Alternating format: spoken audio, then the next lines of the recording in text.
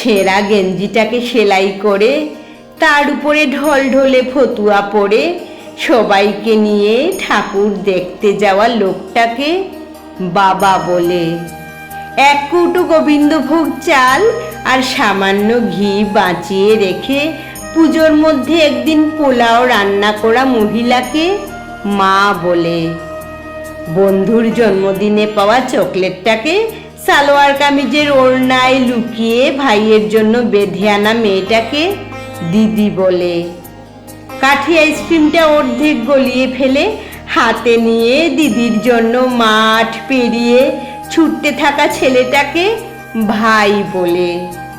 ফুলে ওঠা নতুন তাঁতের শাড়ি পরে দুটো ছোট ছোট ছেলে মেয়ের হাত ধরে বেরোনো বাতে পঙ্গু বৃদ্ধাকে ঠাকুমা বলে।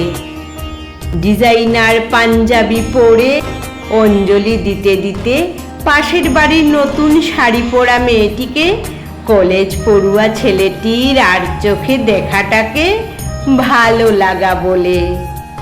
টরেন্টো দুবাই থেকে ফিরে সবাই মিলে একজোট হয়ে অষ্টমীর রাতে স্কচের আসরে পাড়ার ইলেকট্রিশিয়ান বন্ধু হাবুকে নিমন্ত্রণ করাটাকে ছোটবেলার বন্ধু বলে।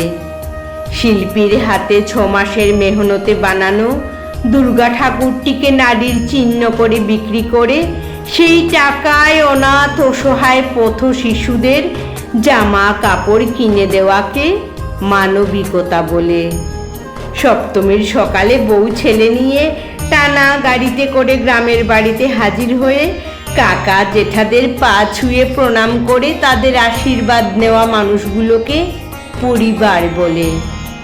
বিশ্বের সব থেকে মনোরম আরামদায়ক জায়গা ছেড়ে বিবাহিত মহিলারা একদিন যে বাড়িটাকে স্বর্গ বলে মনে করে সে বাড়িটাকে বাপের বাড়ি বলে। আর এই চিত্রকল্পগুলোকে একসাথে সাজিয়ে নিলে যেটা তৈরি হয় বাঙালিরা এক কথায় তাকে দুর্গা পূজা বলে।